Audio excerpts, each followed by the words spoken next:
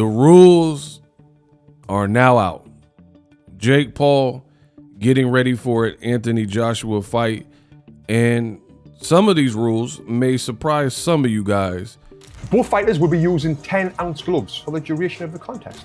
And Anthony Joshua has a weight limit of 245 pounds. That's dangerous.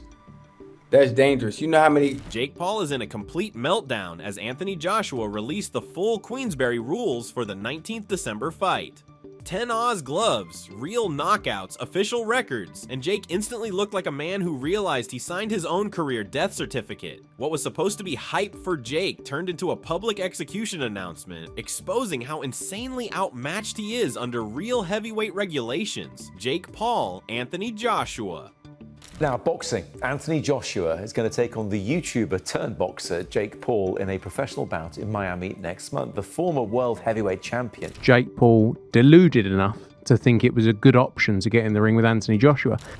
The moment those official fight rules dropped, everything around Jake Paul went black. Not hype, not chaos, not the usual influencer circus he's so comfortable in. Black. Anthony Joshua tore the veil off the whole charade. He exposed what this was really going to be, a fully sanctioned heavyweight collision on December 19th, 2025, at Miami's Kaseya Center, where one man walks out and the other is at serious risk of being flattened. Jake's a good novice.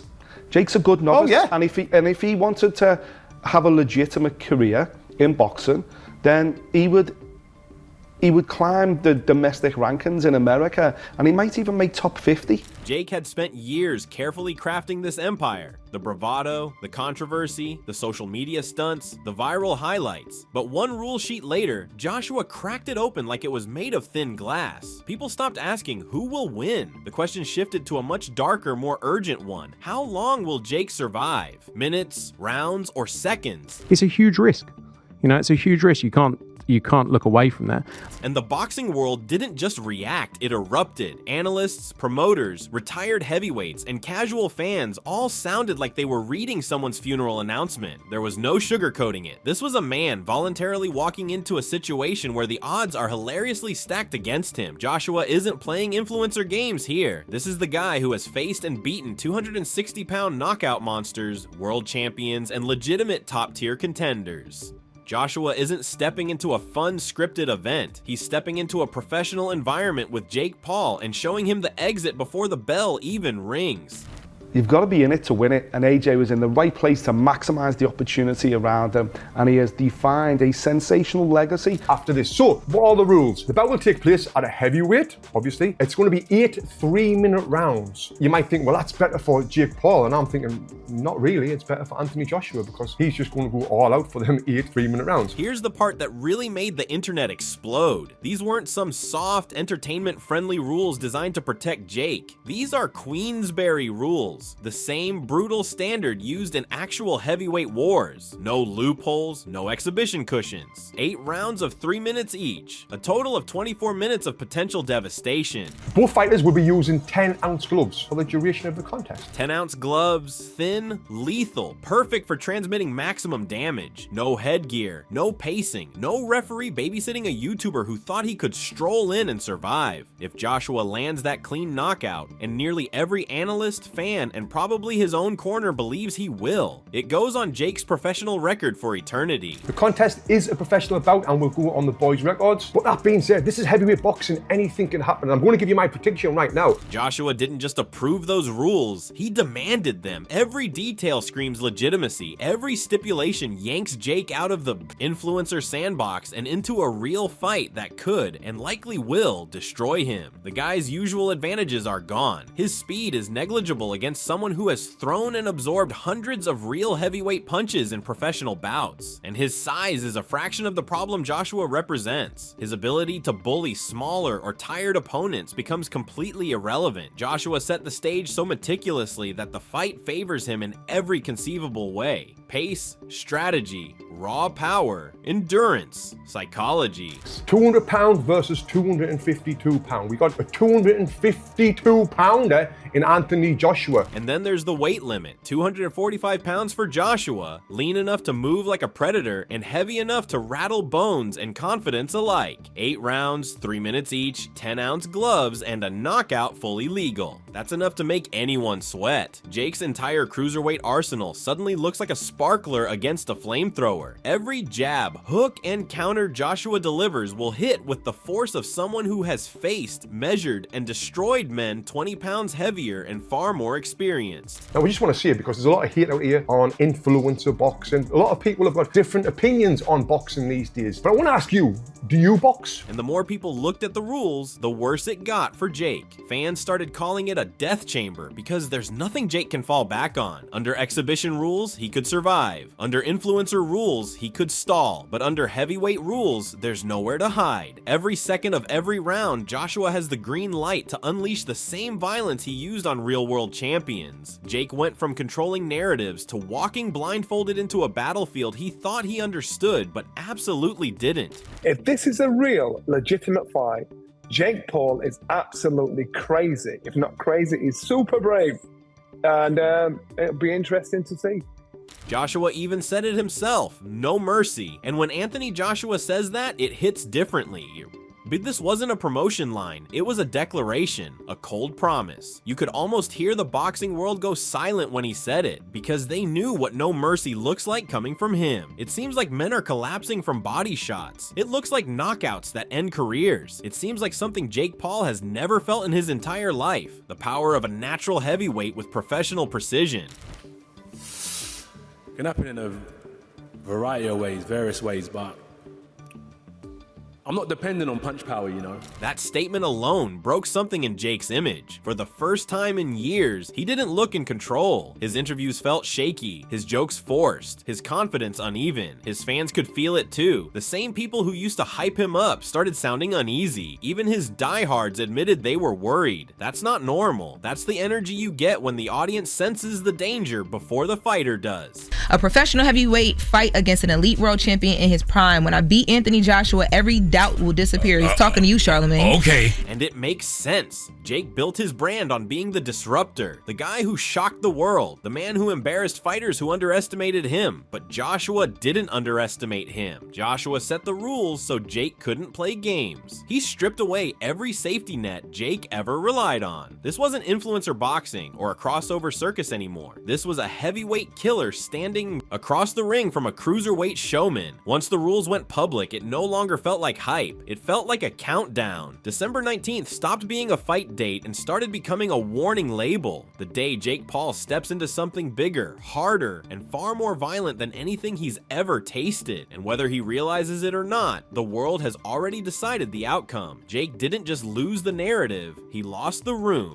AJ could wake out his sleep, all right, Okay. and put Jake Paul to sleep. And I ain't taking nothing from Jake Paul. I'm just telling you, I respect the fact that Jake Paul is getting in the ring with somebody like Anthony Joshua, but I'm telling you, night. All Joshua did was release the rules, but those rules told the whole story. Jake Paul walked in thinking this was a spectacle. Joshua turned it into a professional slaughter, and the internet knew exactly what that meant. Joshua is big, heavy puncher, but not as evasive. So I think if Jake has the right game plan, he has a pretty good shot of winning this fight. Joshua made it painfully obvious he wasn't treating Jake like a celebrity guest fighter or some crossover novelty. No, he spoke about Jake the same way he's spoken about actual heavyweight threats. People like Vladimir Klitschko, Dillian White, Kubrat Pulev, that cold clipped tone he uses when he's not promoting anymore. He's hunting, and Jake felt that one. The man who built his entire brand on chest puffing and I'm untouchable energy suddenly looked like he'd been unplugged. Every interview after that clip, his confidence had this weird, shaky, I'm fine vibe. The same tone people use when they're 6 seconds away from crying in public. Even his fans noticed.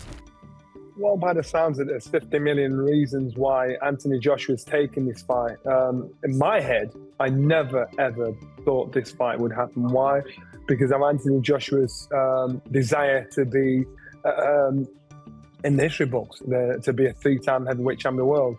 To me, it shows me his desire. Joshua wasn't just issuing a threat, he was setting the tone for a real fight. Not a spectacle, a money grab, or a fun experiment. A fight that will be recorded permanently in the professional books. And he said it himself. He's not here to entertain Jake Paul's audience. He's here to erase him, erase his confidence, erase his hype, erase the entire storyline Jake had been building. When Joshua talks like that, he means it. He does not do empty threats. He does damage. And Jake Paul walked right into the crosshairs.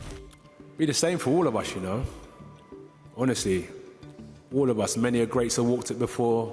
All of the undercard are going to walk it. I'm going to walk it. I'm going to feel just like any of them. But when I step into that ring, that's when I switch on and I'm ready, so. But the real brutality is not just what Joshua said, it's how the rules back him up. These aren't influencer rules. These aren't YouTube boxing rules. These are full, unforgiving, professional Queensberry rules. The exact environment where Joshua has sent elite heavyweights to the shadow realm. And the moment those rules became official, it was like someone pulled the plug on Jake Paul's entire strategy board. This is a more dangerous fight than Gervonta Tank Davis, but it's a more winnable fight than Gervonta Tank Davis. Let's start with the basics. Heavyweight rules are not kind to Jake Paul. He's a cruiserweight at best. And even at cruiserweight, his power only looks impressive when he's hitting guys half his size or past their prime. But under real heavyweight conditions, his punches might as well be love taps. Anthony Joshua has eaten shots from men who hit like wrecking balls, real 260-pound destroyers with decades of experience.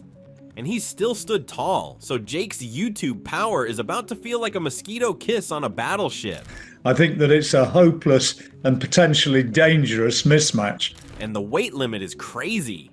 Joshua being capped at 245 pounds is horrifying for Jake because that's Joshua at his most lethal. At that weight, he's fast enough to slip punches and sharp enough to cut through defenses, but still heavy enough to rattle bones with a jab. Imagine what the right hand looks like at that weight. Actually, Jake definitely shouldn't. Well, I quite hope for Jake Paul's long-term well-being that he does see it as a bit of a sparring exercise and something to get a few minutes under his belt in a ring in front of a big crowd before going on to fight Tyson Fury. Then there's the glove size, 10 ounces. That's basically hand grenades wrapped in leather. These aren't protective. These are designed to transmit damage with maximum efficiency. No headgear means pure, clean power transfer. If Joshua even touches Jake cleanly, the lights might flicker. Add 8 full 3-minute rounds on top of that, and Jake is entering a world he has never experienced. 3 minutes with a real heavyweight feels like 3 hours underwater. So I think AJ will struggle because it's an Owen situation. If he goes in there and Jake Paul lasts the distance, what does he tell you about AJ? Apart from he's just earned an extra 15 million quid. These rules don't just favor Joshua, they expose Jake. They strip away every illusion that's protected his brand for years. Under influencer rules, Jake could get away with awkward pacing, sloppy footwork, and relying on cardio tricks. Under heavyweight rules, it's survival. The distance is longer, the power is real, the pressure is suffocating. There's no friendly referee ready to break up exchanges to give Jake a breather. Joshua can walk him down, cut off the ring, and trap him, the same way he traps actual contenders. And they both earned a spectacular amount of money, and this will be likewise. But I think anybody expecting a good fight, I think they're looking at the wrong thing, because it ain't going to be a good fight if this is on the level. This isn't Jake entering a boxing match. This is Jake entering a test he wasn't built for, a test Joshua has passed against world champions. These rules yank Jake out of the influencer sandbox and toss him straight into a shark tank where everyone is bigger, stronger, smarter, and far more violent. And in that tank, Jake Paul isn't the star, he's the appetizer. 10-ounce gloves, heavyweight, Jake Paul can punch hard, but do I think that's going to happen? Absolutely not, mate. Every detail in these rules screams the same message. Joshua didn't come to play with a YouTuber, he came to end the myth. And the closer we get to December 19th, the more obvious it becomes that Jake Paul's confidence didn't just slip, it crumbled the moment he realized the fight was no longer on his terms. It's on Joshua's, and that changes everything. And for Joshua, it's pretty simple. He's been out for quite a bit of time. He comes back and does one of the biggest events in the world. The moment the rules dropped, the boxing world didn't react. It erupted. Analysts, promoters, retired legends. Everyone came sprinting to their microphones like they'd just witnessed the apocalypse being scheduled for December 19th. Veteran heavyweights who've taken punches from actual giants looked at Jake, a cruiserweight with influencer energy, and basically said, yeah, this kid is not leaving the ring the same person. They're talking jaw alignment, eyelids, confidence levels, everything. When legends who fought 260-pound monsters for a living say a matchup is too dangerous, you know you've wandered into territory where common sense has packed its bags and left.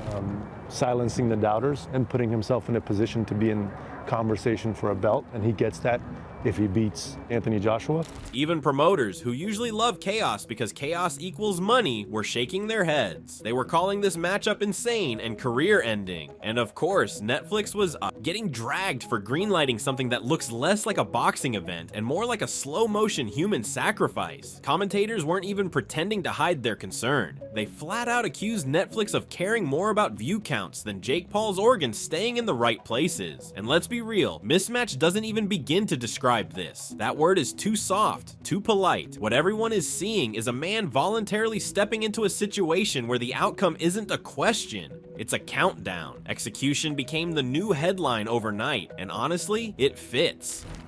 I think there's fear of injury in any sport, number one.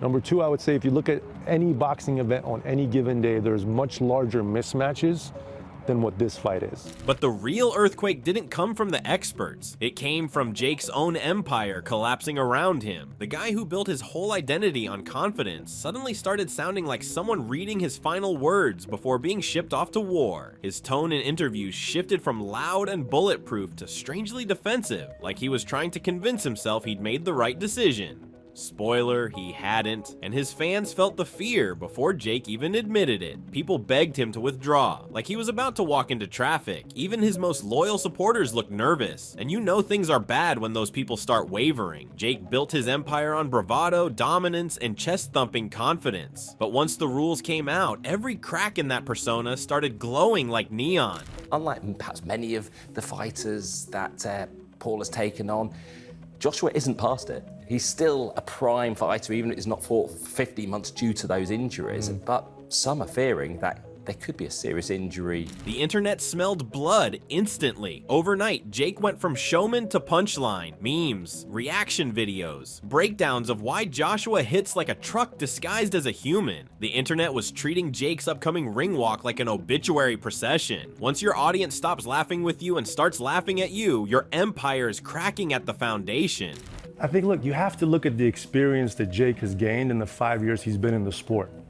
To be in your 12th or 13th fight in front of 80,000 people at AT&T Stadium in front of 125 million viewers, that's not experience you can gain normally. And then we come to the most humiliating part for Jake, the rule sheet itself, the document that basically exposed his worst nightmare. For years, Jake controlled narratives by twisting format, exhibition rules, modified gloves, hand-picked opponents, and flexible loopholes. He turned boxing into YouTube entertainment, and it worked. But now, he's trapped in a real, fully sanctioned heavyweight fight. No shortcuts and escape hatches. Every punch Joshua throws is going into Jake's official professional record forever. Who do I think is going to win this fight and how? Well, if I said to you, Jake Paul is going to win this fight by knockout, you would think I'm absolutely crazy, right? And the KO, when it happens, would spin Jake's whole world. He can't claim it wasn't real boxing. He can't hide behind influencer rules. This loss would be stamped into his career like a billboard-sized reminder that he flew too close to the sun and got absolutely vaporized. So he's going to go into that event very calm and very composed. And I fully believe that he does 100% think he's going to beat Anthony Joshua, yes. The 8-round structure makes things even worse. People think longer rounds help Jake survive, but they don't realize it gives Anthony Joshua even more time to unload. Joshua doesn't have to pace himself. He doesn't have to conserve energy. 8 rounds for him is basically a light workout where he can apply pressure non-stops until something breaks. And everyone knows what that something is. Every line in that rule sheet practically screams the same thing. Jake, this is not your world, and you're about to find out the hard way. He's two completely different specimens in there. I can't see any version of reality where Jake Paul somehow finds a way to win one round, let alone win the fight. There's a reason people keep calling this fight Predator versus Prey, and it's not just for dramatic effect. It's because that's literally what it looks like. Anthony Joshua has spent his entire career fighting men built like tanks who punch like wrecking balls. He's been in the ring with heavyweight monsters who make normal humans look like decorative plants. Meanwhile, Jake, the toughest guys he's faced were UFC veterans who were already halfway into retirement and needed payday number 47. Joshua walks into this fight with the calm, silent confidence of a man who has seen every punch, every style, every nightmare scenario, and survived all of it. Jake walks in like someone who signed up for a video game on the wrong difficulty setting. Under full professional rules, Joshua doesn't need to study Jake. He doesn't need to figure him out. The first clean punch will tell Jake everything he needs to know. He is in the wrong place with the wrong man at the wrong time. And I just think fights like this just undermine it. They undermine those moments when terrible things do happen and everybody wrings their hands. Why send in a guy like Anthony Joshua, a seasoned pro, against a guy that, I mean, I don't know. It leaves a really nasty taste in the mouth. And the psychological gap might be the most significant mismatch of all. Joshua looks like he's preparing for a light sparring session. Jake looks like he's preparing a farewell tour. Joshua's expression has that cold, experienced stillness, the kind you see on fighters who already know how the story ends. Jake's expression, it's giving "I regret every decision that led to this moment." And then there's the public verdict, which might be even harsher than the experts. Comment sections everywhere are predicting round 1 to 3 knockouts like it's a community vote. People aren't debating who wins. That topic died the moment the rules dropped. They're debating how fast Jake goes down and whether his consciousness will still be on speaking terms with his body afterward. Fans openly admit they're not tuning in to watch a competitive fight. They're tuning in to see if Jake survives long enough to reach his seat again. Boxing purists are treating this event like a symbolic sacrifice. Influencer culture being dragged into the ring and fed to a real heavyweight to restore order in the universe. The world isn't waiting for a fight anymore. It's waiting for the moment Jake Paul's empire, the bravado, the showmanship, the undefeated aura, finally collapses under 245 pounds of absolute reality.